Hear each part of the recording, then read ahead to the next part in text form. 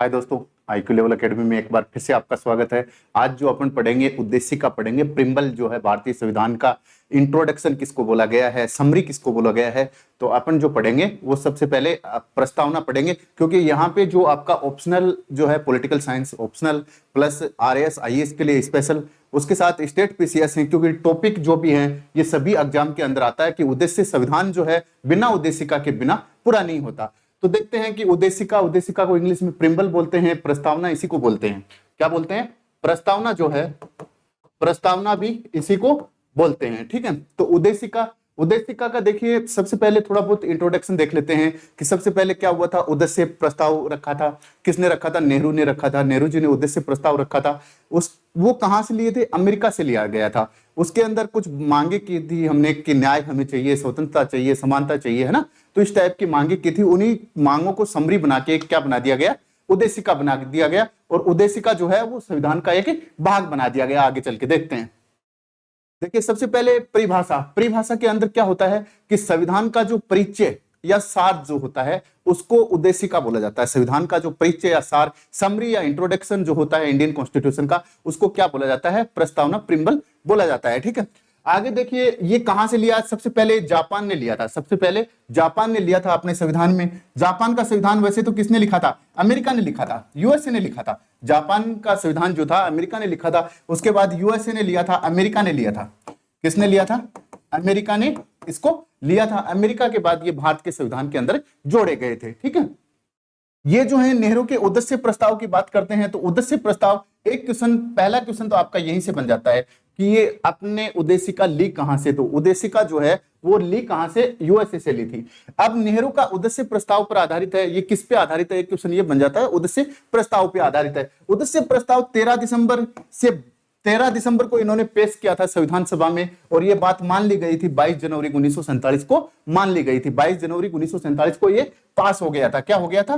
पास हो गया था। ठीक है, आगे देखते हैं कि प्रस्तावना के अंदर तत्व क्या है, कि प्रस्तावना की मूल भावना क्या है, इसके अंदर तत्व क्या है। देखिए, सबसे पहले तत्व क्या होता है कि प्रस्तावना की जो अधिकार जो होते हैं या शक्ति का स्रोत जो होता है, प्रस्तावना की शक्ति का स्रोत, भारतीय संविधान की शक्ति का स्रोत कौन है? तो जनता को माना गया है। देखिए, भारत की प्रकृति कैसी, भारतीय के संविधान का अधिकार क्षेत्र का स्रोत क्या है? तो भारतीय जनता जो है, क्योंकि जनता या जनता के चुने हुए प्रतिनिधि जो होते हैं, प्रतिनिधि जो होंगे वो ही क्या करेंगे? कल को विधानसभा या अपनी संसद में बैठ के विधि का निर्माण करेंगे और जो उसके अनुसार शासन चलाया जाएगा। ठीक है, आगे देखिए, भारत की प्रकृति कैसी होनी चाहिए, भारत का क्षेत्र, प्रकृति, रूपरेखा कैसी होनी चाहिए। तो भारत की प्रकृति इसमें 5 प्रकार की बताई गई है। सबसे पहले बोला है संप्रभु होना चाहिए। क्या होना चाहिए? संप्रभु होना चाहिए। संप्रभु का मतलब क्या होता है कि भारत जो है आंतरिक और विदेशी मामले के अंदर अपने आप में स्वतंत्र है, किसी के दबाव में आके कोई भी संधि नहीं करेगा, जो अपने को अच्छी लगेंगी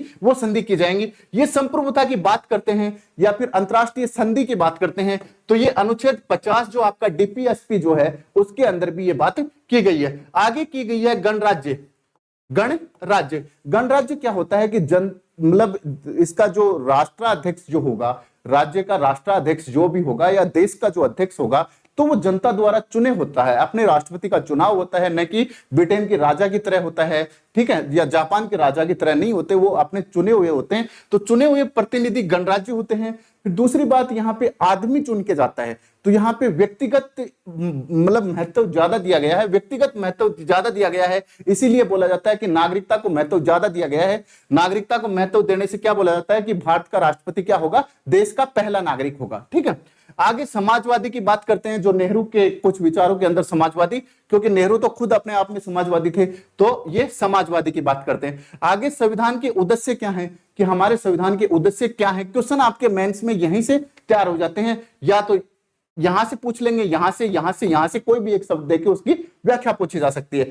भारत के संविधान के उद्देश्य की बात करते हैं। इसके अंदर आगे जाके प्री और मेंस के अंदर जो UPSC, RPSC या स्टेट PCS या स्टेट लेवल के जो भी एग्जाम हुए हैं या छोटे कोई भी एग्जाम हुए हैं, उनका पूरा का ऑब्जेक्टिव क्वेश्चन पेपर भी साथ ही दिए हैं। साथ में मेंस के जो क्वेश्चन पेपर हैं वो भी इसके साथ ही दिए हैं। तो संविधान का उद्देश्य क्या होगा? न्याय की बात करते हैं तो मतलब अपनी 3 प्रकार की न्याय होनी चाहिए। कौन सी? सामाजिक होनी चाहिए, समाज के अंदर न्याय होनी चाहिए। आर्टिकल 15 और 16 क्या कहता है? सामाजिक न्याय की बात करता है।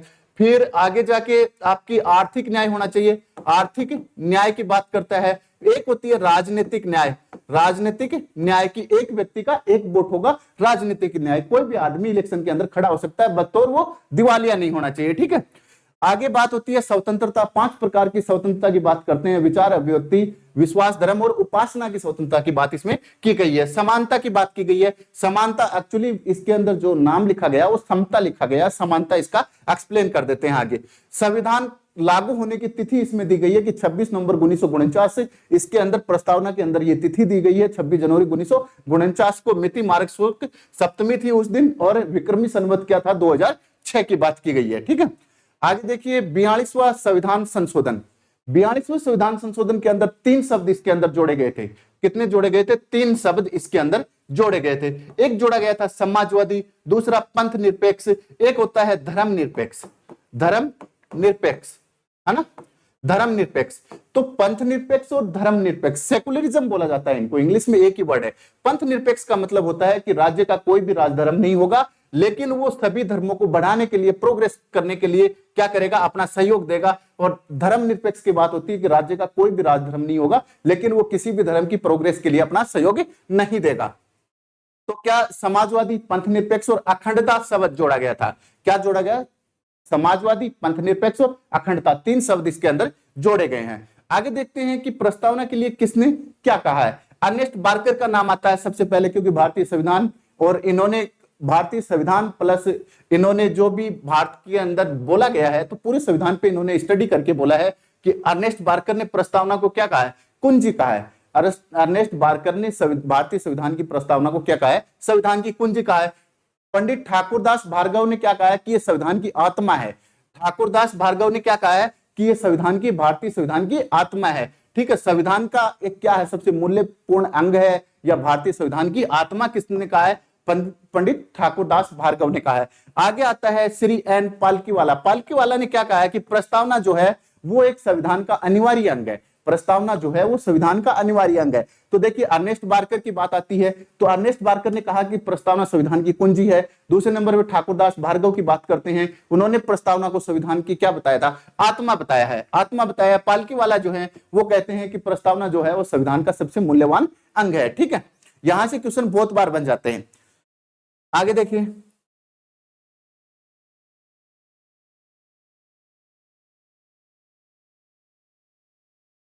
देखिए भारतीय संविधान की प्रस्तावना उद्देशिका।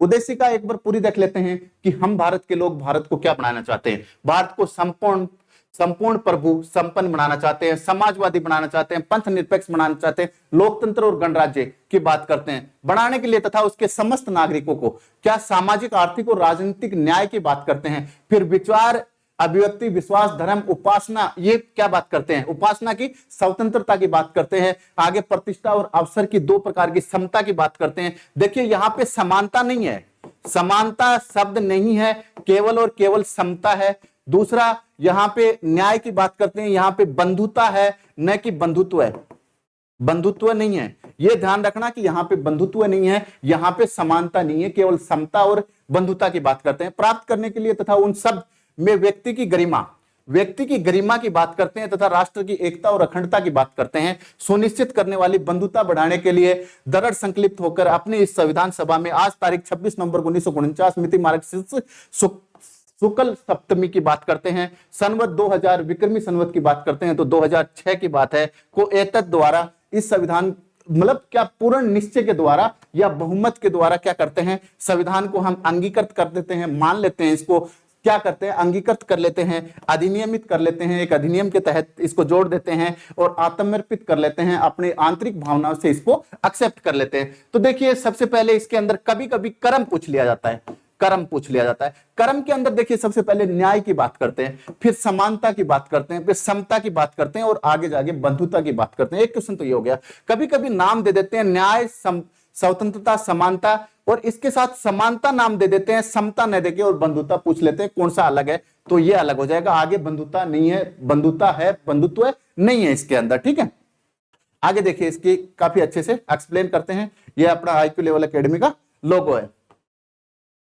आगे देखिए पालकीवाला ने क्या कहा था कि संविधान का एक अनिवार्य अंग है। क्या है? प्रस्तावना जो है वो संविधान का एक अनिवार्य अंग है। लेकिन मुंशी ने कहा कि ये प्रस्तावना जो है ये क्या है? राजनीतिक कुंडली है। प्रस्तावना जो है भारतीय संविधान की एक राजनीतिक कुंडली है। राजनीतिक कुंडली किसने कहा है? पाल आपके किसने कहा है? मुंशी ने कहा। के एम मुंशी जो थे संविधान सभा के सदस्य भी थे, तो इन्होंने क्या कहा कि प्रस्तावना जो है संविधान की एक राजनीतिक कुंडली है। आगे सुभाष कश्यप ने कहा कि संविधान यदि संविधान शरीर है तो प्रस्तावना उसकी आत्मा है। यदि संविधान नीचे की नींव है, यदि प्रस्तावना नीचे की नींव है तो संविधान जो है उसके ऊपर खड़ी हुई एक बिल्डिंग अटकेलिया बोला गया है। क्या बोला है? कि संविधान यदि शरीर है तो प्रस्तावना उसकी आत्मा है, प्रस्तावना आधारशिला है, उसकी नींव है, तो उसके ऊपर जो खड़ी अटकेलिया पूरी बिल्डिंग जो है उस बिल्डिंग को क्या माना गया? अपन ने संविधान माना गया है। ठीक है, आगे देखिए क्वेश्चन बनता है, एक क्वेश्चन ये बनता है कि प्रस्तावना संविधान का अंग है या नहीं है। तो वर्तमान में प्रस्तावना क्या है? संविधान का अंग है। सबसे पहली बात तो ये अंग क्यों है? क्योंकि 42वां आपका कॉन्स्टिट्यूशन अमेंडमेंट हुआ था। कॉन्स्टिट्यूशन अमेंडमेंट एक्ट आया था, संविधान संशोधन अधिनियम आया था 1976, इंदिरा जी के टाइम पे आया था, 1976 को हुआ था। इसको मिनी संविधान भी बोला जाता है या मिनी कॉन्स्टिट्यूशन भी इसको बोला जाता है। उसमें 3 शब्द आपने देखे थे, समाजवादी था, बंधुत्व था और पंथ निरपेक्ष इसमें जोड़े गए थे। देखिए नहीं है के पक्ष में यदि 5 नंबर का क्वेश्चन आता है तो सबसे पहले नहीं है के पक्ष में लिखते हैं। नहीं है के पक्ष में बेरोबाड़ी का मामला था, 1960 का आया था। 1960 बेरोबाड़ी का जो मामला था ये अपने बांग्लादेश बॉर्डर, उस टाइम पे पाकिस्तान में हुआ करता था बांग्लादेश, फिर 1971 में अपने आजाद करवाया था। 16 दिसंबर विजय अपना दिवस आता है। ठीक है, तो 1960 की बात है। 1960 में बेरोबाड़ी एक जगह है बांग्लादेश के अंदर, तो उस क्षेत्र को लेके एक विवाद हुआ था। उस बेरोबाड़ी क्षेत्र के अंदर कहा गया था कि प्रस्तावना संविधान का अंग नहीं है। क्या है? प्रस्तावना जो है संविधान का अंग नहीं है। फिर आजकल जो वर्तमान में चंद्रचूड़ जो सीजेआई हैं, चीफ जस्टिस ऑफ इंडिया हैं, उनके पिता श्री चंद्रचूड़ जो थे, उन्होंने कहा था कि प्रस्तावना जो है वो संविधान का अंग कहना उचित नहीं है। उन्होंने अपने बात में कही थी। आगे देखिए हाँ के पक्ष की बात करते हैं। हाँ के पक्ष में केशवानंद भारती बनाम केरल, केशवानंद केरल के किसान थे जो पिछले साल मर गए। केशवानंद भारती बनाम केरल की बात करते हैं, 1973 के अंदर बैठा था। और इसके अंदर क्या होता है कि 13 न्यायाधीश बैठे थे। 13 न्यायाधीश, जो न्यायाधीशों की सबसे बड़ी जो पीठ आज तक बैठी है संविधान के लिए या संविधान के ऊपर अध्ययन करने के लिए, तो 13 न्यायाधीशों की पीठ बैठी है। आगे एस आर बोमई बनाम भारत संघ की बात करते हैं तो 1993 का मामला आया था। इसमें कहा था कि प्रस्तावना संविधान का भाग ही नहीं है, बल्कि प्रस्तावना एक मूलभूत या आधारभूत ढांचे का भी अंग है। आधारभूत ढांचे का भी, इसको खत्म नहीं किया जा सकता, इसको संशोधित किया जा सकता है, या यूं कहें कि संसद की शक्ति इसके अंदर संशोधन करने की शक्ति जो है 368 के तहत वो सीमित है, सीमित रखी गई है, इसको खत्म नहीं कर सकते। ठीक है, आगे भारतीय जीवन बीमा निगम इंडिया बनाम कंज्यूमर, है ना, एजुकेशन एंड रिसर्च सेंटर 1995 का जो मामला आया था उसमें भी ये की ये बात को रिपीट किया गया था। ठीक है, आगे देखिए नेहरू जी ने, नेहरू की उद्देश्य प्रस्ताव था, पूछा जाता है कि नेहरू जी ने क्या बोला था इसके लिए। तो देखिए नेहरू जी ने इसके लिए क्या बोला था कि नेहरू जी ने इसके लिए बोला था कि प्रस्तावना आगे जाके, मैं आशा करता हूं कि प्रस्तावना जो है वो आगे जाके भारतीय संविधान का अंग बने, और आज हमने इसको क्या कर लिया, बना लिया है। तो ये कहते हैं कि प्रस्ताव है कि प्रस्तावना संविधान का अंग बने। ठीक है, आगे देखिए प्रस्तावना में क्वेश्चन बनता है, क्या प्रस्तावना में संविधान संशोधन हो सकता है? तो प्रस्तावना में बिल्कुल हो सकता है। देखिए क्या होगा कि 42वां संविधान संशोधन जो हुआ था उसके अंदर 3 शब्द जोड़े गए थे। ठीक है, आपका समाजवाद, अखंडता जोड़ा गया था, समाजवाद जोड़ा गया था और पंथ निरपेक्ष जोड़ा गया था। क्या जोड़ा गया था? अखंडता, समाजवाद और पंथ निरपेक्ष। क्या जोड़े थे? पंथ निरपेक्ष जोड़े गए थे। ये 3 शब्द इसके अंदर जोड़े गए हैं, तो अपन कह सकते हैं कि प्रस्तावना में संविधान संशोधन होगा। लेकिन जैसे ही अपन आगे जाके एस.आर. बोमई का मामला जो देख लेते हैं तो उसमें हमें पता चलता है कि ये संविधान की प्रस्तावना न केवल संविधान का एक भाग है, बल्कि मूलभूत ढांचे का भी एक भाग है, इसलिए इसको खत्म नहीं किया जा सकता। ठीक है, ध्यान रखना। आगे देखिए सीमित है। संसद की संविधान संशोधन करने की क्या है इसके अंदर, शक्ति जो है वो सीमित है। संविधान संशोधन की बात करते हैं तो अनुच्छेद 368 के अंदर अपना 2 प्रकार का संविधान संशोधन होता है। एक साधारण संविधान संशोधन होता है, उसको काउंट नहीं करते, वो इसके अंदर नहीं आता, वैसे संसद करती है वो। आगे देखिए मुख्य बातें, प्रस्तावना जो है ये कहा गया है, न्यायालय ने कहा सुप्रीम कोर्ट ने कहा कि प्रस्तावना जो है वो न तो विधायिका की जो विधि बनाने की जो आपकी संसद है उसकी शक्ति को कमजोर करेगी, ना ही उसको अलग से कोई शक्ति देगी। ना तो उसकी शक्ति को कमजोर किया जा सकता और ना ही उसकी शक्ति को, ना तो उसकी विधायिका की शक्ति का स्रोत होगी ये, और ना ही उसकी शक्ति पर प्रतिबंध लगाएगी। क्या करेगी? लगाएगी, लगाती है या लगाएगी, ठीक है। ना तो उसकी शक्ति पे प्रतिबंध लगाएगी और ना ही ये क्या करेगी, प्रस्तावना में शक्ति का कोई मतलब संविधान की शक्ति का या विधायिका की शक्ति को बढ़ावा नहीं देगी। आगे ये गैर न्यायिक है, न्यायालय के अंदर आप जा नहीं सकते क्योंकि ये गैर वाद्य है, इसके ऊपर आपका जो है न्याय निर्णय नहीं दिया जाएगा। लेकिन ऐसा सुप्रीम कोर्ट ने अपने निर्णयों में कहा है कि हाँ, प्रस्तावना को भी आधार बना के कुछ फैसलों के निर्णय दिए जा सकते हैं, जैसे डीपीएसपी को भी आधार बनाया जाता है, ठीक है। वो डीपीएसपी में देखेंगे कि किस किस मामले में डीपीएसपी को आधार बना के फैसले दिए गए हैं। आगे न्यायालय द्वारा परिवर्तनीय नहीं है, ये न्यायालय द्वारा इसको वैधानिकता मतलब ये नहीं माना गया कि न्यायालय जो है इसको बदलाव नहीं कर सकता, परिवर्तनीय नहीं है ये, तो न्यायालय जो है वो क्या नहीं कर सकता, इसके अंदर बदलाव नहीं कर सकता। ये परिवर्तनीय नहीं होगा कि इसका कोई उल्लंघन कर रहा है या इसके आधार पर कोई फैसले नहीं सुनाए जाएंगे। आगे कुल शब्द की बात करते हैं। प्रस्तावना के अंदर 73 शब्द हैं। कुल शब्द पूछ लिया जाता है कभी कभी कि 73 शब्द हैं, क्योंकि आईएएस की प्रिपरेशन कर लेते हैं, कभी कभी प्रस्तावना के कुल शब्द ध्यान नहीं होते। तो इसके अंदर प्रस्तावना के कुल शब्द कितने हैं? 73 शब्द हैं। और इसके अंदर भारत शब्द की बात करते हैं। भारत, तो भारत शब्द 2 बार लिया गया है। एक तो बोला गया है हम भारत के लोग, जो अमेरिका से लिया गया है, और इसका प्रारूप की बात करेंगे तो वो ऑस्ट्रेलिया से लिया गया है। तो हम भारत के लोग, भारत को, तो 2 बार भारत का इसके अंदर जिक्र किया गया है। यदि अपने आर्टिकल 1 की बात करते हैं तो आर्टिकल 1 के अंदर क्या बोला गया है कि इंडिया, है ना, दैट भी मतलब दैट भी क्या हो गया, वो भारत हो गया, इंडिया और भारत होगा, इंडिया अर्थात उसका नाम भारत होगा, shall be union of state, वो राज्यों का एक संघ बनेगा, ठीक है। तो उसके अंदर यदि बात करते हैं अनुच्छेद 1 के अंदर, संविधान के अंदर बात करते हैं तो उसमें भारत और इंडिया 2 शब्द दिए गए हैं, और जबकि इसके अंदर 1 शब्द दिया गया है, मात्र भारत दिया गया है, ठीक है। आगे देखिए, अब भारत, भारत भारत की प्रकृति अपन ने पढ़ी थी, 5 प्रकार की प्रकृति की बात करते हैं। संपूर्ण प्रभुत्व संपन्न की बात करते हैं, आगे समाजवादी की बात करते हैं, धर्मनिरपेक्ष की बात करते हैं, लोकतांत्रिक की बात करते हैं और गणराज्य की बात करते हैं। देखिए ये थोड़ा शॉर्ट बना देंगे, इसका आप स्क्रीनशॉट ले लीजिए, आपको कोई भी एग्जाम के अंदर ये यूं का यूं काम में आ जाएगा, ठीक है। तो आप इसका एक स्क्रीनशॉट अपने पास रखिए, कभी भी आपको देखने के लिए, ये याद नहीं होती कोई बात नहीं, 73 शब्द हैं, वैसे तो याद हो जाते हैं, फिर भी याद नहीं होती तो ये आपका स्क्रीनशॉट है, ये आपके काम में आ जाएगा, ठीक है। आगे देखिए, स्वतंत्रता की बात करते हैं तो 5 प्रकार की स्वतंत्रता इसके अंदर बताई गई है। विचार, अभिव्यक्ति, विश्वास और आपके धर्म और उपासना की स्वतंत्रता की बात इसके अंदर की गई है। आगे समता की बात करते हैं तो अवसर और प्रतिष्ठा की समता की इसके अंदर बात करते हैं, क्योंकि ये बातें जो हैं, अवसर की बात करते हैं, आर्टिकल 16 के अंदर क्या दिया जाएगा, सभी को नौकरियों के अंदर आरक्षण वगैरह सारी चीजें दी जाएंगी। प्रतिष्ठा की बात करते हैं तो पद और प्रतिष्ठा दिया जाएगा, ठीक है।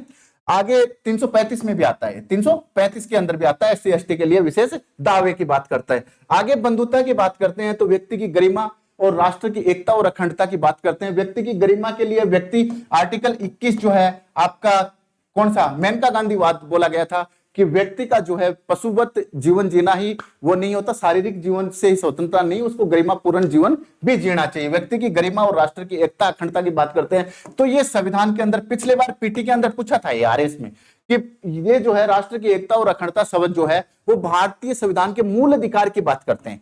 मूल, देखिए इसके अंदर तो ये था ऑलरेडी, अखंडता बाद में जोड़ा गया है, ठीक है। मूल अधिकार की बात करते हैं तो मूल अधिकार के अंदर 16वां कॉन्स्टिट्यूशन अमेंडमेंट एक्ट की बात करते हैं 1963 की। तो उस टाइम पे क्या किया गया था कि आर्टिकल 19 के अंदर क्या है, 19(1) जो है इसके अंदर 6 स्वतंत्रताएं दे रखी हैं और 19(2) जो है इसके अंदर प्रतिबंध दे रखे हैं। उन प्रतिबंधों के अंदर इसको जोड़ा गया था कि कोई भी आदमी जो है उसके ऊपर प्रतिबंध किस आधार पर लगा सकते हैं, राष्ट्र की एकता अखंडता के आधार पर उसके ऊपर प्रतिबंध लगा सकते हैं। ये बात अपन आगे देखेंगे। आगे देखिए, न्याय की बात करते हैं। न्याय की बात करते हैं तो ये आर्टिकल 38 के अंदर भी है। 38 के अंदर ये तीनों न्याय दे रखे हैं, सामाजिक, आर्थिक और राजनीतिक न्याय। उसमें बोला गया, आर्टिकल 38 के अंदर बोला गया है कि राज्य जो है वो अपने लोगों की सामाजिक, आर्थिक और राजनीतिक न्याय करने का प्रयास करेगा, ठीक है। तो सामाजिक, आर्थिक और राजनीतिक न्याय, ये एक बार यूपीएससी पीटी में आया था, यूपीएससी पीटी के अंदर आया था कि न्याय जो है सामाजिक, आर्थिक, राजनीतिक न्याय जो है वो किस किस के अंदर है। तो तो देखिए वो अपने फंडामेंटल राइट्स में तो नहीं है, सीधे सीधे नाम कहीं पर भी इनका नाम नहीं है सीधा सीधा, ठीक है। लेकिन डीपीएसपी के अंदर है, डीपीएसपी के अंदर है आर्टिकल 38 जो है वो सीधी सीधी ये बात कहता है, ठीक है। तो न्याय जो है वो आपकी प्रस्तावना और डीपीएसपी के अंदर है। ये क्वेश्चन यूपीएससी ऑलरेडी पूछ सकती है, पूछ लिया है, हो सकता है रिपीट किया जाए या अन्य कोई पीसीएस पूछा जाए। आगे देखिए स्वतंत्रता समानता, स्वतंत्रता समानता बंधुत्व, ये तीन शब्द की बात करते हैं। एक तो स्वतंत्रता समानता और बंधुत्व की बात करते हैं। तो ये फ्रांस की राज्य क्रांति से लिए गए थे। कहां से लिए गए थे? फ्रांस की राज्य क्रांति 89 से चल के 99 तक चली थी। 10 साल की फ्रांस की राज्य क्रांति हुई थी, लुई 16वें के लिए हुई थी। तो ये 14वें से 16वें तक के लिए, तो ये क्या थी आपकी फ्रांस की राज्य क्रांति से स्वतंत्रता समानता और बंधुत्व। स्वतंत्रता समानता और बंधुत्व कहां से लिए थे? फ्रांस की राज्य क्रांति से लिए थे। आगे न्याय की बात करते हैं। न्याय में तीन शब्द हैं, सामाजिक, आर्थिक और राजनीतिक न्याय की बात करते हैं। तो वो कहां से लिए गए थे? रूस की जो बोल्शेविक क्रांति हुई थी 1917 की, उस बोल्शेविक क्रांति से लिए गए थे। 26 नवंबर 1949 को क्या किया गया था? इस जो अपना प्रस्तावना है उसको अंगीकृत किया गया था, अधिनियमित किया गया था और आत्म समर्पित किया गया था कि हमने अपनी अंतरात्मा से इसको मान लिया है। अधिनियमित, इसको एक रिकॉर्ड के अंदर चढ़ा देंगे हम। अंगीकृत, ये एक संविधान का अंग बन जाएगा, ठीक है। आगे देखिए, प्रस्तावना संविधान का दर्शन है कैसे? देखिए कभी कभी आपकी जो है वो पूछ लिया जाता है यूपीएससी के अंदर या आरएस के अंदर भी, अपना मेंस के अंदर यूपीपीसीएस है, एमपीपीसीएस है या स्टेट पीसीएस कोई भी है, तो प्रस्तावना का जरूर क्वेश्चन आता है। प्रस्तावना संविधान का दर्शन है कैसे है? तो प्रस्तावना संविधान का कैसे दर्शन है? प्रस्तावना दर्शन का मतलब पूर्व की, कभी कभी पूर्व का पूछ लिया जाता है। देखिए बाद की बात करते हैं तो सामाजिक, आर्थिक, राजनीतिक न्याय की बात कर लेंगे, स्वतंत्रता, समानता, विचार, अभिव्यक्ति, विश्वास, धर्म, उपासना की स्वतंत्रता की बात कर लेंगे, है ना। व्यक्ति की गरिमा, है ना, अवसर की प्रतिष्ठा, पद प्रतिष्ठा जो भी है उनकी बातें कर लेंगे, जो आपने मूल अधिकार और डीपीएसपी में भी हैं, फंडामेंटल राइट्स में भी हैं और फंडामेंटल ड्यूटीज में भी हैं, तीनों में इसका उल्लेख मिलेगा आपको। तो प्रस्तावना की देखिए पहले से हम कहां से लिया था, पूर्व का दर्शन देखते हैं। तो प्रस्तावना की जो पहली पंक्ति है, हम भारत के लोग, वो कहां से लिए थे? हमने यूएसए से लिए थे। और जब प्रस्तावना के मॉडल की बात करते हैं, इसके प्रारूप की बात करते हैं, तो वो मॉडल अपने ऑस्ट्रेलिया से लिया था। कहां से लिया था? ऑस्ट्रेलिया से लिया था, जहां से अपन ने समवर्ती सूची भी ली थी, ठीक है। आगे भारत में 15 अगस्त 1947 से लेकर 26 जनवरी 1950 तक, जब अपना क्या 26 जनवरी 1950 को क्या हुआ था? गणराज्य बना था। गणराज्य हुआ या जिसको गणतंत्र बोल सकते हैं, तो गणराज्य हुआ या गणतंत्र हुआ था, उस दिन राष्ट्रपति के तीन चीजें ली गई थी। 26 जनवरी 1950 की बात करते हैं तो एक तो राष्ट्रपति लिया गया था, है ना, राष्ट्रपति ही लेंगे तो ही तो गणराज्य बनेगा, राष्ट्रपति लिया गया। दूसरा इसके अंदर राष्ट्रगीत लिया गया, है ना, राष्ट्रगीत लिया गया। और तीसरा इसके अंदर राष्ट्रगान लिया गया, राष्ट्रगान। तीन चीजें जो हैं वो अपन ने 26 जनवरी 1950 को ली थी। आगे देखिए 26 जनवरी 1950 भारत एक क्या बन गया था? संपूर्ण प्रभुत्व संपन्न, क्या बन गया था? संपूर्ण प्रभुत्व संपन्न गणराज्य जो है आपका गणराज्य बन गया था, क्योंकि राष्ट्रपति के चुनाव हो गए थे। आगे यूएनओ का सदस्य की बात करते हैं तो यूएनओ का जो था भारत 50 सदस्यों के अंदर, आपको पता ही है 1945 के अंदर ही बन गया था। राष्ट्रमंडल की सदस्यता की बात की थी तो 49 में राष्ट्रमंडल, जिसको कॉमनवेल्थ बोला जाता है, कॉमनवेल्थ का सदस्य इंडिया बन गया था, ठीक है। आगे देखिए प्रस्तावना में निहित दर्शन, मुख्य शब्द क्या क्या है, इसके अंदर दर्शन क्या क्या है, या संविधान से कहां कहां मैच खाते हैं, इनका एक्सप्लेन जो है ये आपके मेंस के लिए, मेंस एग्जाम के लिए हैं, ठीक है, मेंस एग्जाम के लिए। और आपके पीटी में भी पूछ सकते हैं। हम भारत के लोग की बात करते हैं तो हम भारत के लोग जो हैं, हम भारत के लोग, पहली पंक्ति की बात की थी कि पहली पंक्ति हमने यूएसए से ली थी। प्रस्तावना पूरी भी यूएसए से ली है और यूएसए ने किससे ली थी? जापान से ली थी। तो प्रस्तावना की पहली पंक्ति जो है, हम भारत के लोग, वो कहां से ली थी? यूएसए से, अमेरिका से हमने ली थी। कहां से ली थी? अमेरिका से ली थी, ठीक है। आगे जाके इसके मॉडल की बात करते हैं, इसका प्रारूप की बात करते हैं, प्रारूप की बात करते हैं। प्रारूप या इसका मॉडल जो भी है वो अपन ने ऑस्ट्रेलिया से लिया था। कहां से लिया था? ऑस्ट्रेलिया से अपन ने इसका प्रारूप लिया था। देखिए संविधान की शक्ति का स्रोत है, क्या है? हम भारत के लोग क्या हैं? संविधान की शक्ति के स्रोत हैं। भारत जो संविधान की पूरी शक्ति है वो भारतीय जनता के अंदर निहित है। ये भारतीय जनता उनको चुनाव करके जनप्रतिनिधियों को भेज देती है, वो जनप्रतिनिधि विधायिका में बैठ के विधि बनाते हैं जिसके द्वारा अपने ऊपर शासन किया जाता है। आगे देखिए भारतीय जनता है भारतीय संविधान का निर्माण भारतीय जनता करती है ना, उसके द्वारा या निर्वाचित प्रतिनिधियां, उनके द्वारा जो निर्वाचित प्रतिनिधि एमपी एमएलए जो भी होते हैं वो बनाते हैं। देखिए आगे बात आती है संपूर्ण प्रभुत्व संपन्न। संपूर्ण प्रभुत्व संपन्न का मतलब हो गया कि भारत जो है अपने आंतरिक और बाह्य मामले में पेवर तरीके से क्या है, स्वतंत्र है, पूरे तरीके से स्वतंत्र है, किसी के भी पक्ष और विपक्ष में आके अपनी नीतियां नहीं बनाएगा। ठीक है, क्योंकि हमने क्या रहे थे, नाम नॉन अलाइनमेंट मूवमेंट की बात करते हैं, जिसको गुटनिरपेक्ष आंदोलन बोलते हैं, हम उसको बनाए थे क्योंकि दोनों गुटों से हमें क्या रहना था, अलग रहना था। ठीक है, तो एग्जाम्पल क्या है, राष्ट्रमंडल की सदस्यता हमने कब ली थी, 1949 में ली थी। राष्ट्रमंडल की सदस्यता क्वेश्चन पूछ लिया जाता है, भारत ने कब ली थी, 1949 में ली थी। आगे देखिए समाजवाद। समाजवाद 42वें संविधान संशोधन के अंदर जोड़ा गया था। इसके अंदर लोकतांत्रिक समाजवाद की बात करते हैं। लोकतांत्रिक क्यों होते हैं, क्योंकि गणराज्य गणराज्य है। दूसरी बात लोकतंत्र की बात की गई है, जनता को शक्ति दी गई है, तो लोकतांत्रिक समाजवादी इसके अंदर जोड़ा गया है। आगे सुप्रीम ये जो है सुप्रीम कोर्ट ने देश के संसाधनों का सामूहिक हित में प्रयोग हो। सुप्रीम कोर्ट ने कहा कि जो समाजवाद जो होगा उसके अंदर बोला गया कि देश के जो भी संसाधन है उनका प्रयोग जो है सामूहिक हित के लिए होना चाहिए। किसके लिए होना चाहिए, देश के जो भी संसाधन है उनके ऊपर जनता का हित होना चाहिए और वो आपके सामूहिक हित के लिए होना चाहिए। आर्टिकल जो 39 जो है आपका बी जो है सामूहिक हित के लिए प्रयोग किया जाएगा। क्या किया जाएगा, सामूहिक हित के लिए। बी की जगह आप ख भी लिख सकते हो।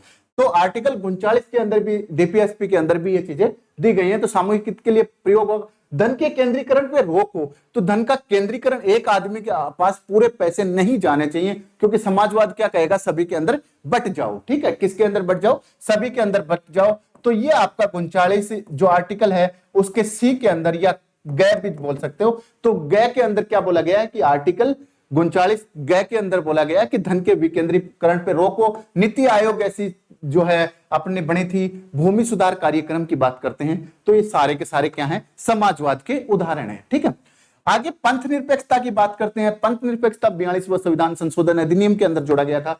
पंथ निरपेक्षता और एक होता है धर्म निरपेक्ष। धर्म निरपेक्ष में क्या होता है, धर्म निरपेक्ष में होता है कि राज्य का कोई राजधर्म नहीं होगा, राज्य का कोई भी राजधर्म नहीं होगा, लेकिन राज्य के जो विकास है, धर्म का जो विकास हो रहा है, वहां के लोग अपने धर्मों का विकास कर रहे हैं, उसमें राज्य तटस्थ रहेगा, कोई भी योगदान नहीं देगा, उसको धर्म निरपेक्ष बोलते हैं। और पंथ निरपेक्ष की बात करते हैं तो अपने क्या किया गया है कि पंथ निरपेक्ष जो है वो क्या है कि अपना राज्य जो है उसी का कोई धर्म नहीं है, अपने देश का कोई भी राजधर्म नहीं है, लेकिन हम सभी धर्मों को बढ़ाने का क्या कर रहे हैं, प्रयास कर रहे हैं, उन लोगों को सपोर्ट कर रहे हैं। जैसे आपके 25 से लेके 28 तक आर्टिकल आगे 29 और 30 का जो अनुच्छेद है उसके अंदर भी अपन ने उस अल्पसंख्यकों के लिए बढ़ावा देने की बात की है। तो धर्म निरपेक्ष है, ये यूएसए के अंदर है, इसका राज्य का कोई धर्म नहीं है और राज्य तटस्थ रहता है, तटस्थ रहता है, राज्य का कोई भी धर्म नहीं है, तटस्थ रहता है। और बात करते हैं पंथ निरपेक्ष के, तो भारत का कोई भी धर्म नहीं है पर सभी धर्मों को बढ़ाने के लिए उचित अवसर देता है। आर्टिकल 25 से 28 और 29 से लेके 30 तक जो है ये अल्पसंख्यक के लिए आते हैं और ये आपकी धार्मिक स्वतंत्रता के अधिकार पे आ जाते हैं। ठीक है, आगे देखें, लोकतांत्रिक की बात करते हैं। लोकतांत्रिक शासन की शक्ति किसी एक वर्ग के अंदर सीमित नहीं है, शासन की जो शक्ति है वो किसी एक वर्ग के अंदर सीमित नहीं है, जबकि क्या होता है यहाँ पे समस्त जनता के अंदर सीमित है। शासन की जो शक्ति होती है, कभी कभी ये आरएसपीटी में पूछा गया है, यूपीपीसीएस में पूछा गया है, यूपी पीसीएस में पूछा गया है, एमपी पीसीएस में पूछा गया है, सीजीएचएस में पूछा गया है, एचपी के अंदर, हरियाणा के अंदर पूछा गया है। तो ये एक लोकतांत्रिक शब्द है, सभी में पूछ लिया है। शासन की शक्ति किसी एक व्यक्ति में निहित ना होकर इसका मतलब संपूर्ण जनता के अंदर निहित होना क्या हो गया, आपकी लोकतांत्रिक प्रणाली हो गई। आगे राजनीतिक लोकतंत्र की बात करते हैं, तो राजनीतिक लोकतंत्र में आपके मूल अधिकार हो गए। सामाजिक आर्थिक लोकतंत्र की बात करते हैं तो डीपीएसपी जो है सामाजिक आर्थिक के अंदर, एक तो डीपीएसपी हो गए, दूसरा प्रस्तावना हो गया। प्रस्तावना जिसको उद्देशिका बोला जाता है, ये किस में आ जाएंगे, सामाजिक आर्थिक लोकतंत्र में। जनता खुद या अपने प्रतिनिधियों के माध्यम से क्या करती है, शासन चलाती है, उसी को क्या बोला जाता है, आपका लोकतंत्र बोला जाता है। आगे गणराज्य की बात करते हैं तो भारत का कोई राज्याध्यक्ष जो होगा वो क्या है, पैतृक नहीं होगा, वंशानुगत नहीं होगा, राजा नहीं बनेगा, जबकि क्या होगा, जनता के प्रतिनिधियों से चुना हुआ, अपने राज्य की विधान सभाएं हैं और अपने देश की संसद है, उससे क्या होता है, राष्ट्रपति का चुनाव होता है। राष्ट्रपति का निर्वाचन होता है, ये राजा या राज्य की तुलना में नागरिक पर बल देता है। किस पे देता है? नागरिक पे। इसलिए क्या बोला जाता है कि देश का फर्स्ट जो नागरिक होगा वो कौन होता है? राष्ट्रपति होता है। देश का पहला जो नागरिक होगा वो देश का राष्ट्रपति होगा। ठीक है, राष्ट्रपति को प्रथम नागरिक बोला जाता है। आगे देखिए, न्याय की बात करते हैं तो न्याय तीन प्रकार के न्याय हैं, सामाजिक, आर्थिक और राजनीतिक न्याय की बात की गई है। और सामाजिक, आर्थिक, राजनीतिक ये कहां से ली गई थी? 1917 की रूस की बोल्शेविक क्रांति से ली गई थी। ठीक है, आगे देखिए सामाजिक न्याय। सामाजिक न्याय के अंदर क्या बोला है? धर्म, जाति, लिंग और रंग के आधार पे, धर्म, जाति, उसका लिंग है ना, और उसका रंग है, उसके आधार पे क्या नहीं किया जाएगा? किसी के साथ भेदभाव नहीं किया जाएगा। आर्थिक न्याय की बात करते हैं तो सभी व्यक्तियों को क्या दिया जाएगा कि न्यूनतम काम के लिए न्यूनतम मजदूरी दी जाएगी। मतलब सभी काम को, जो स्त्री पुरुष समान कार्य करते हैं तो उनके लिए समान वेतन दिया जाएगा। ठीक है, और जितना महिला और पुरुष जो है उनके अंदर बराबरी की बात की गई है। आर्थिक न्याय की सभी व्यक्तियों की न्यूनतम आवश्यकताओं की पूर्ति अपन करेंगे। आर्टिकल 39 कहता है, अनुच्छेद 39 कहता है कि जीविका का समान अवसर सभी को दिया जाएगा। मतलब सभी जो आदमी और पुरुष यदि समान कार्य कर रहे हैं तो उनको क्या दिया जाएगा? समान वेतन दिया जाएगा। ठीक है, आगे राजनीतिक न्याय की बात करते हैं तो सभी को क्या है? समान मताधिकार है, चाहे देश का राष्ट्रपति हो, चाहे आम नागरिक हो, चाहे कोई भी हो, एक आदमी एक वोट डाल सकता है। सभी को चुनाव लड़ने का अधिकार है, बशर्ते वो क्या नहीं होना चाहिए? दिवालिया नहीं होना चाहिए, विजय माल्या नहीं होना चाहिए। ठीक है, आगे देखिए स्वतंत्रता की बात करते हैं। अनुच्छेद 19(1) के अंदर क्या दिया गया? विचार और अभिव्यक्ति, क्योंकि इसके अंदर कितनी दी गई है? 6 स्वतंत्रताओं की बात की गई है। और 19(2) जो है वो आपका क्या करता है? 6 प्रकार के इनके ऊपर क्या कर देता है? प्रतिबंध भी लागू कर देता है। तो विचार एवं अभिव्यक्ति की स्वतंत्रता की बात करते हैं, धर्म व उपासना की स्वतंत्रता की आर्टिकल 25 की बात करते हैं, अंतःकरण की स्वतंत्रता अनुच्छेद 25 की बात करते हैं, 29 और 30 के अंदर अल्पसंख्यकों के लिए अलग से विशेष प्रावधान किए गए हैं। तो ये सारे आपके किसी में आ जाएंगे? स्वतंत्रता के लिए आ जाएंगे। ठीक है, आगे समानता की बात करते हैं तो आर्टिकल 16 जो है प्रतिष्ठा व अवसर की समानता, अनुच्छेद 16 के अंदर जो है आपकी प्रतिष्ठा जो होगी तो अनुच्छेद 16 जो है, क्योंकि 16 के अंदर कितने पार्ट हैं? 16 के अंदर 6 भाग हैं, तो 6 भागों को अपन खोल के बाद में देख लेंगे। फंडामेंटल राइट्स में अवसर की समानता भी इसी में आ जाती है। आगे देखिए बंधुता। इस बार बंधुता पूछा गया था। इस बार जो था आरएस में, आरएस के अंदर 2021 के अंदर क्या पूछा गया था? बंधुता। बंधुता 15 शब्द का था, 2 नंबर का था। तो फ्रांस से लिया गया। बंधुता कहां से लिया गया? फ्रांस से लिया गया। फ्रांस की राज्य क्रांति 1789 से लेकर 99 तक हुई थी। बंधुता भाईचारे की भावना बढ़ाना जिसमें राष्ट्र निर्माण को मजबूती मिल सके तथा एकता और अखंडता देश की बनी रहे। बंधुता का क्या मतलब होता है कि देश के अंदर भाईचारे की भावना को बढ़ाना जिससे राष्ट्र निर्माण के अंदर मजबूती बनी रहे और देश की एकता अखंडता बनी रहे। और ये कहां से लिया गया? फ्रांस से लिया गया। आपके 2 नंबर इसके अंदर कंप्लीट हो जाते हैं। 42वें के अंदर अखंडता जोड़ा गया है कि भारत का कोई भी भाग भारत से अलग नहीं हो सकता। अर्थात क्या बोला गया है? भारत को बोला गया है विनाशी राज्यों का, विनाशी राज्यों का अविनाशी संघ, अविनाशी संघ बोला गया है। देखिए इसका मतलब क्या होता है? इसका मतलब राज्य जो हैं, क्योंकि आर्टिकल आपके 1, 2, 3, 4 जो हैं वो क्या कहते हैं कि आपके संसद जो है किसी भी राज्य के नाम, क्षेत्र, उसका जो अधिकार क्षेत्र है उसको बदल सकती है। 2 राज्यों को बना के एक राज्य बना सकती है, मतलब राज्यों का विनाश कर सकती है ना। और आप अविनाशी संघ, लेकिन इस अखंड भारत का कोई भी विनाश नहीं होगा। जबकि यूएसए में इसका उल्टा होता है। यूएसए में क्या होता है कि वो विनाशी राज्यों का नहीं, वो अविनाशी राज्यों का, क्योंकि उसके अंदर 13 कॉन्टोन मिलके, 13 राज्य मिलके क्या बनाया था? एक यूनाइटेड स्टेट ऑफ अमेरिका बनाया था। तो वो क्या है कि वो उनके राज्यों का विनाश नहीं होगा, हो सकता है अमेरिका का विनाश हो जाए। तो ऐसा बोला गया है कि क्या बोला गया है कि विनाशी राज्यों का अविनाशी संघ तो भारत है, लेकिन अमेरिका क्या है कि वो अविनाशी राज्यों का अविनाशी संघ बोला जाता है, उसको अविनाशी संघ बोला जाता है। उसके अंदर अमेरिका के टुकड़े नहीं हो सकते, राज्यों के टुकड़े नहीं हो सकते। ठीक है, आगे देखिए प्रस्तावना का दर्शन की बात करते हैं। प्रस्तावना का दर्शन, संवैधानिक स्थिति क्या कहती है इसकी? संवैधानिक शक्ति क्या कहती है? देखिए संवैधानिक शक्ति, प्रस्तावना के दर्शन, यदि पूछ लिया जाए कि प्रस्तावना का दर्शन लिखो तो प्रस्तावना के दर्शन में हमें क्या लिखना है कि इसके अंदर संविधान की शक्ति का स्रोत बताया गया है, जनता है।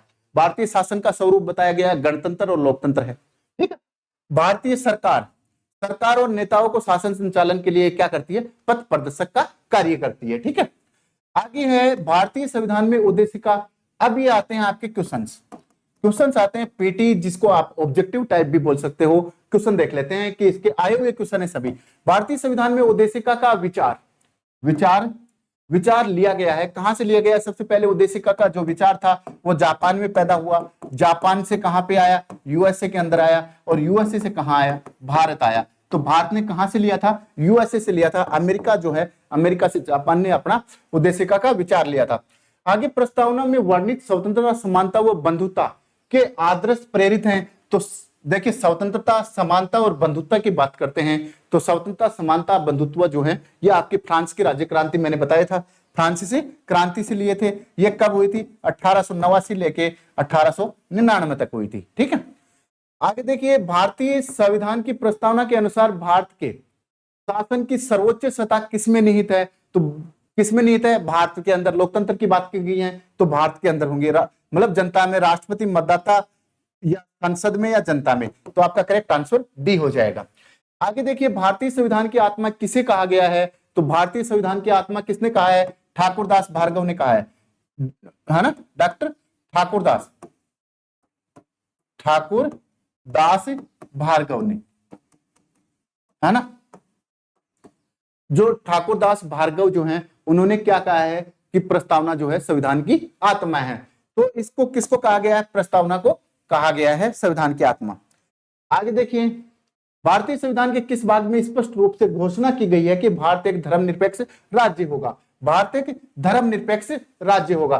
देखिए, 9वीं अनुसूची में, प्रस्तावना में, या फिर आपका डीपीएसपी में, या आपके फंडामेंटल राइट्स मूल अधिकार के अंदर, तो प्रस्तावना के अंदर घोषणा की गई है कि भारत क्या होगा? एक धर्मनिरपेक्ष राज्य होगा। और ये क्या है? धर्मनिरपेक्ष, जो आपका धर्मनिरपेक्ष है, निरपेक्ष जो शब्द है, इस शब्द को बेसिक स्ट्रक्चर के अंदर लिया गया है। कॉन्स्टिट्यूशन का बेसिक स्ट्रक्चर, मूलभूत ढांचा जो है ये लिया गया है। इसको अपन खत्म नहीं कर सकते, संसद इसको अनुच्छेद 368 के तहत खत्म नहीं करेगी।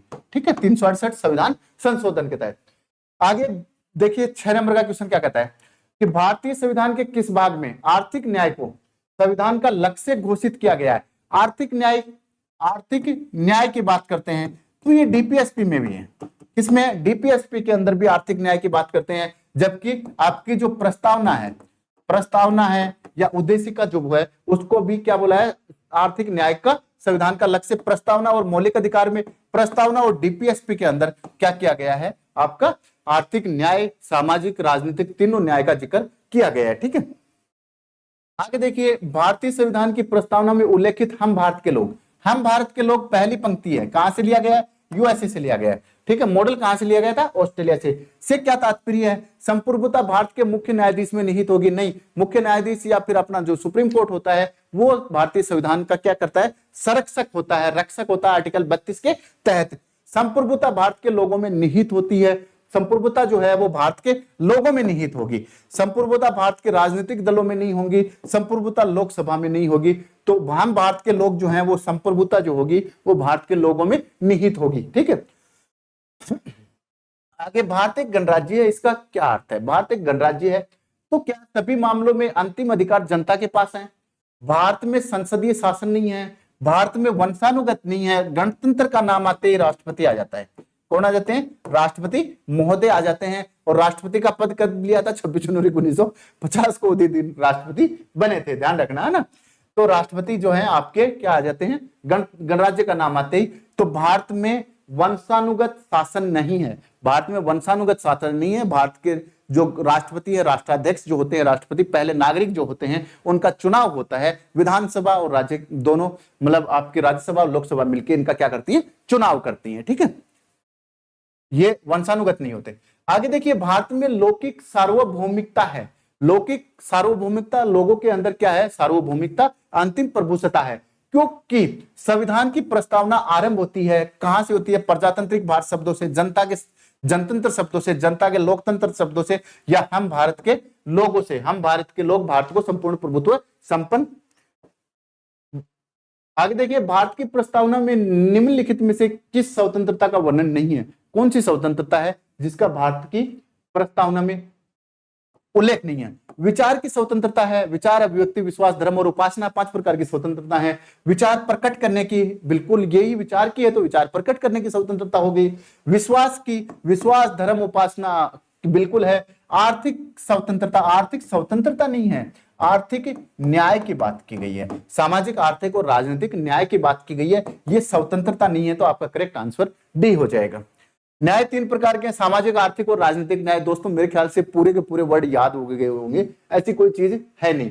भारतीय संविधान की प्रस्तावना के सिलसिले में निम्न में से कौन सा क्रम सही है? भारत के संविधान की प्रस्तावना के सिलसिले में निम्न में से कौन सा?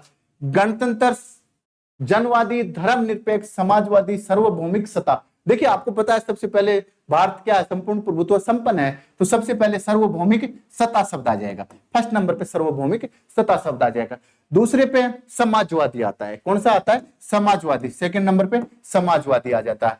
जनवादी, धर्मनिरपेक्ष, गणतंत्र की बात, सार्वभौमिक, सत्ता संपन्न, जनवादी, धर्मनिरपेक्ष, समाजवादी, गणतंत्र। सार्वभौमिक, सार्वभौमिक, सार्वभौमिक, सार्वभौमिक, सत्ता संपन्न, समाजवादी, सत्ता संपन्न, समाजवादी, धर्मनिरपेक्ष, जनवादी और गणतंत्र जो है सबसे लास्ट में आ जाता है, तो आपका करेक्ट आंसर जो है डी हो जाएगा। सत्ता संपन्न जो है समाजवादी, धर्मनिरपेक्ष, आपका जनवादी, गणतंत्र हो जाएगा। बार बार पूछा जाता है इनका क्रम। संविधान में हमारे देश का उल्लेख किन नामों से किया गया है? संविधान के अंदर आर्टिकल फर्स्ट के अंदर क्या बोला गया है? India that is Bharat, India that is Bharat shall be union of state. क्या बोला गया? Shall be union of state, India that is Bharat, मतलब भारत अर्थात इंडिया होगा, इंडिया या भारत देश का नाम होगा, कोई आगे कोई नाम नहीं है, कोई हिंदुस्तान वगैरह नाम संविधान में नहीं दिया गया है। भारत तथा इंडिया जो है वो आर्टिकल फर्स्ट के अंदर संविधान के अंदर नाम दिया गया है, ठीक है, ये आपका करेक्ट आंसर ए हो जाएगा, भारत और इंडिया नाम होगा। आगे भारत को एक गणराज्य मुख्य रूप से माना जाता है, क्योंकि गणराज्य क्यों माना जाता है? क्योंकि यहाँ का जो राष्ट्राध्यक्ष होता है वो वंशानुगत नहीं होता, वो चुना जाता है, राष्ट्रपति के बारे में बोला गया है। भारत की सरकार संसदीय प्रणाली के अनुसार है, बिल्कुल ठीक है, उसका अपना लिखित संविधान है, ये भी विशेषता बता दी आपने। 15 अगस्त 1947 को हमें स्वतंत्रता मिली। राज्याध्यक्ष जो होगा, राष्ट्रपति जो होंगे, राज्य का अध्यक्ष जो होगा, पहला नागरिक जो होगा, उसका चुनाव होता है, इसलिए हम क्या है यहाँ पे गणराज्य प्रणाली लागू की गई है। आगे देखिए, भारत की स्वतंत्रता, एकता, अखंडता को अक्षुण्ण बनाए रखना तथा उसकी रक्षा करना, एकता, अखंडता को अक्षुण्ण बनाए रखना और उसकी रक्षा करना, ये आपकी फंडामेंटल ड्यूटीज में भी है और आपका किस में है? डीपीएसपी के अंदर भी है। किसके अंदर है? डीपीएसपी के अंदर भी है। सॉरी, क्या है? भारत की स्वतंत्रता, एकता और अखंडता, भारत की स्वतंत्रता, एकता, अखंडता को अक्षुण्ण बनाए रखना तथा उसकी रक्षा करना जो है वो किसके अंदर है? वो आपकी उद्देशिका के अंदर है, प्रस्तावना के अंदर है। आगे देखिए, भारतीय संविधान की प्रस्तावना में जिन आदर्शों एवं उद्देश्यों की रूपरेखा दी गई है उनकी आगे व्याख्या की गई है। किनकी? भारतीय संविधान की प्रस्तावना में जिन आदर्शों, कौन से आदर्श हैं इसके, कौन से उद्देश्य हैं इसके, उनकी रूपरेखा किसके अंदर दी गई है? भारतीय संविधान के आदर्श और उद्देश्यों की रूपरेखा किसमें दी गई है? क्योंकि इसका आईना, शीशा, जो भी आत्मा, जो भी आप बोलोगे, आत्मा बोल सकते हो, कुंजी बोल सकते हो, संवैधानिक कुंडली बोल सकते हो, तो कहीं कहां दी गई है आपकी? वो दी गई है फंडामेंटल राइट्स में दी गई है, डीपीएसपी के अंदर दी गई है, नीति निर्देशक तत्वों में दी गई है, और फंडामेंटल ड्यूटीज के अंदर वो जो है आपकी तीनों चीजें, आदर्श और उद्देश्यों की बात करते हैं। प्रस्तावना के जो आदर्श और उद्देश्य जो है वो आगे जाके इनके एक्सप्लेन किन में मिलेंगे? आपको फंडामेंटल ड्यूटीज में मिलेंगे, डीपीएसपी में मिलेंगे, और आपके जो मूल अधिकार है, फंडामेंटल राइट्स, उनमें मिलेंगे। किस वर्ष भारत एक प्रभुत्व संपन्न प्रजातांत्रिक गणराज्य बना? गणराज्य कब बना था? 26 जनवरी 1950 को, 26 जनवरी 1950 को बना था। यह बात अपने को पता चल गया क्यों बना था, क्या बात है? तो 26 जनवरी 1950 को भारत एक गणराज्य बना था। भारतीय संविधान की उद्देशिका में परिवर्तित किस संविधान संशोधन के तहत किया गया था? एकमात्र संविधान संशोधन हुआ है 42वां कॉन्स्टिट्यूशन अमेंडमेंट एक्ट 1976। कभी कभी पीएम का नाम पूछ लिया जाता है, तो इंदिरा उस टाइम पे, इंदिरा जो थी, इंदिरा गांधी, है ना, तो इंदिरा गांधी क्या थे उस टाइम पे? देश के प्रधानमंत्री थे। 42वां संविधान संशोधन हुआ था, इसको मिनी कॉन्स्टिट्यूशन बोला जाता है। इसमें अखंडता, समाजवाद और पंथ निरपेक्ष 3 शब्द इसके अंदर जोड़े गए थे। तो 42वां जो आपका कॉन्स्टिट्यूशन अमेंडमेंट हुआ था एकमात्र हुआ है। प्रस्तावना का वह प्रावधान जो सभी वयस्क नागरिकों को मतदान का अधिकार देता है कहलाता है। सभी नागरिकों को, वयस्क नागरिक हैं, उनको मतदान का अधिकार देगा। तो गणतंत्र के अंदर राष्ट्रपति आ जाएगा और प्रजातंत्र के अंदर जनता, जनता के द्वारा, जनता के हित का शासन इब्राहिम लिंकन ने बोला था, तो ये प्रजातंत्र हो गया आपका। ठीक है, आगे देखिए, गणतंत्र होता है केवल एक लोकतांत्रिक राज्य होता है। क्या होता है? केवल एक लोकतांत्रिक राज्य होता है। संसदीय पद्धति शासन वाला राज्य होता है। अध्यक्षीय पद्धति शासन वाला राज्य होता है। राज्य जहां पर अध्यक्ष वंशानुगत रूप से न हो। राज्य का जो अध्यक्ष होंगे वो वंशानुगत नहीं होंगे, राष्ट्रपति वंशानुगत नहीं होंगे, उसको क्या बोला जाता है? गणराज्य, गणतंत्र बोला जाता है। ध्यान रखना है ना, ये बहुत बार रिपीट, ये गणतंत्र शब्द को बहुत बार लिया। संविधान की प्रस्तावना में भारत को कहा गया है, क्या कहा गया? प्रभुत्व संपन्न, समाजवादी, पंथ निरपेक्ष, लोकतंत्र, गणराज्य बोला गया है।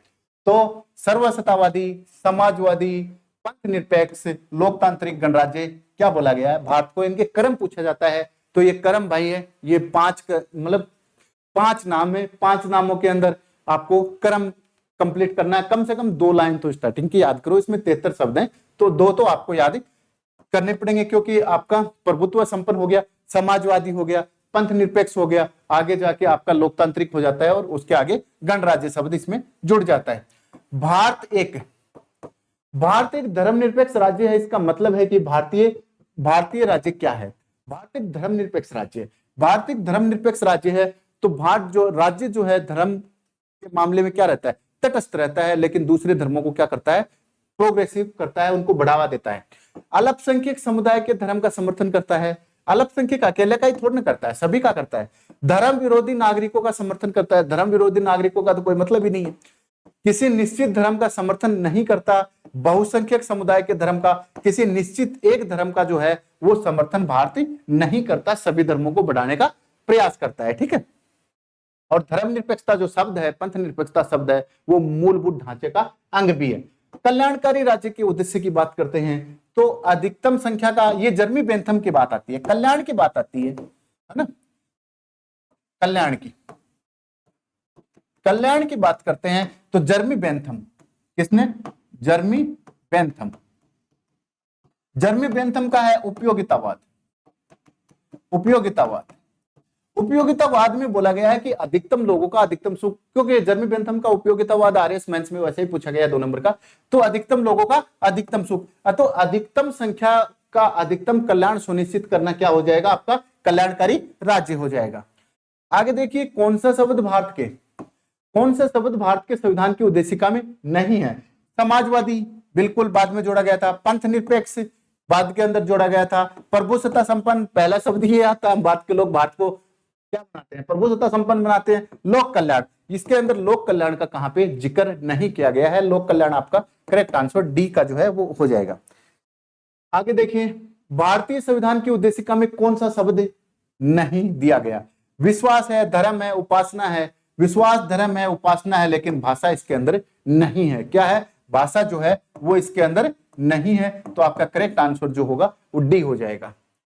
आगे देखिए, भारत के संविधान की उद्देशिका में वर्णित शब्दों का सही अनुक्रम अपन ने देखा था कि सबसे पहले क्या मिला था? बंधुता, समानता, न्याय और स्वतंत्रता। समता, स्वतंत्रता, न्याय और बंधुता। स्वतंत्रता, समानता, न्याय और बंधुता, और आगे न्याय, स्वतंत्रता, समानता और बंधुता। तो आप जैसे ही आपने भारत के संविधान की देखिए एक बार प्रस्तावना जो देखी थी, उसके अंदर सबसे पहले आपको क्या मिला था? सबसे पहले आपको स्वतंत्रता, समानता, फिर उसके बाद न्याय और बंधुता जो शब्द है वो सबसे अंत के अंदर दिया गया है। ठीक है, बंधुता शब्द जो है वो सबसे अंत के अंदर दिया गया है। भारत के संविधान की प्रस्तावना में कौन सी विशेषता नहीं है? तो कौन सी विशेषता नहीं है? पंथ निरपेक्ष बिल्कुल है। संघीय शासन का तो यार जिक्र नहीं है।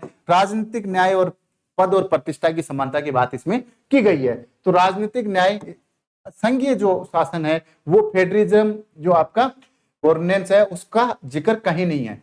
भारतीय संविधान की उद्देशिका की कौन सी विशेषता निर्वाचित राष्ट्रपति द्वारा रेखांकित की जाती है? तो राष्ट्रपति का निर्वाचन, वही बात है, गणराज्य की बात आती है। संपूर्ण प्रभुत्व संपन्न, समाजवादी, पंथ निरपेक्ष और गणराज्य की बात करते हैं। डी का आपका करेक्ट आंसर हो जाएगा। अब देखिए थोड़ा मेंस के क्वेश्चन देख लेते हैं, मेंस के क्वेश्चन क्या है, आए हुए क्वेश्चन देख लेते हैं कुछ, और कुछ बनने वाले क्वेश्चन देख लेते हैं। प्रस्तावना में निहित भारत की प्रकृति का उल्लेख करो। प्रस्तावना में निहित जो भारत की प्रकृति है उसके अंदर 5 शब्द आपको लिखने हैं, है ना। भारत की प्रकृति जो है ना, उसके अंदर 5 शब्द लिखते हैं। भारत क्या है, संपूर्ण प्रभुत्व संपन्न है, समाजवाद है, पंथ निरपेक्ष है, लोकतंत्र है और गणराज्य है। 5 शब्द आपको लिखने हैं। टिप्पणी करो, टिप्पणी करो किन पे। बंधुता शब्द इस बार पूछ लिया था, न्याय नहीं पूछा, समानता, स्वतंत्रता, है ना, स्वतंत्रता, स्वतंत्रता शब्द पूछ लिया, धर्मनिरपेक्ष पूछ लिया, लोकतांत्रिक शब्द जो है वो भी आपका पूछ लिया है, ये अपन ने पढ़ लिया। प्रस्तावना संविधान की कुंजी है, कैसे प्रस्तावना जो है वो संविधान की कुंजी है, ये हो सकता है आपके 50 शब्द आरएस के अंदर आ सकते हैं। और बड़ा जो क्वेश्चन होगा यूपीएससी के अंदर तो इसका एक ही बनता है, उसमें सारी चीजें आपकी समा जाएंगी। प्रस्तावना संविधान की कुंजी है कैसे, तो प्रस्तावना संविधान की कुंजी है, किसने कहा था, ठाकुरदास भार्गव ने कहा था। और किस टाइप से कुंजी है, क्योंकि इसके अंदर अपन पहला शब्द से उठा के लेके चलेंगे, कहां से, आपका जो प्रकृति के अंदर देखा था कि भारत क्या है, संपूर्ण प्रभुत्व संपन्न है, तो प्रभुत्व संपन्न की बात कर लेंगे। उसके बाद इसकी बंधुता की, न्याय की, समता की, स्वतंत्रता की, धर्मनिरपेक्ष की। देखिए जैसे एग्जाम्पल के स्वतंत्रता की बात करते हैं तो आर्टिकल 19 के अंदर, 25 के अंदर स्वतंत्रता की, धर्मनिरपेक्ष की बात करते हैं तो 26, 25, 26 के अंदर धर्मनिरपेक्षता की बात आ जाएगी। लोकतांत्रिक की बात करते, बंधुता की बात करते हैं या न्याय की बात करते हैं, सामाजिक आर्थिक न्याय की बात करते हैं तो संविधान के डीपीएसपी के अंदर ये दिए गए हैं। ठीक है, आगे देखिए प्रस्तावना संविधान की कुंजी है कैसे, ये आपको क्वेश्चन लिखने हैं। अब आता है 100 से 250 शब्दों के अंदर पूछ लिया जाता है, क्योंकि राजस्थान के अंदर तो मैक्सिमम 100 शब्द ही हैं, 100 शब्द ही हैं, तो 100 शब्दों में आपको देखिए क्वेश्चन कहां से आए उससे कोई मतलब नहीं है। क्वेश्चन के अंदर भाषा क्या है थोड़ी सी वो जानना है, उसके साथ साथ हमें पकड़ क्या रखनी है कि हमें वो चीज याद है कि नहीं है। उस चीज को बार बार रिपीट करो, वो याद हो जाएगी। वो चीज जैसे याद हो जाती है वो की वो चीज घुसानी है उसके अंदर, कोई नया तो लाना नहीं है। ठीक है, नया तो क्या है, आजकल डोसा वाले डिमांड कर रहे हैं सीएम साहब से, तो बात तो वो भी सही है कि महंगाई बढ़ रही है भाई, है ना। भारतीय संविधान की प्रस्तावना संविधान के दर्शन का सार है, टिप्पणी कर, जो ये यूपीएससी पूछ सकती है। यूपीएससी क्या पूछेगी कि भारतीय संविधान की जो प्रस्तावना है वो भारतीय संविधान के दर्शन का एक सार है, उसके ऊपर आप टिप्पणी कीजिए। ठीक है दोस्तों, अपना ये टॉपिक यही कंप्लीट होता है। इसके अंदर पीटी, मेंस, जो भी स्टेट लेवल छोटे से एग्जाम से लेके बड़े एग्जाम तक पूरे को इसके अंदर कवर किया गया है। थोड़ा सा इनोवेशन करने के लिए थोड़ा सा टाइम लग गया था, ये अपनी क्लास लेट हुई। बाय, धन्यवाद।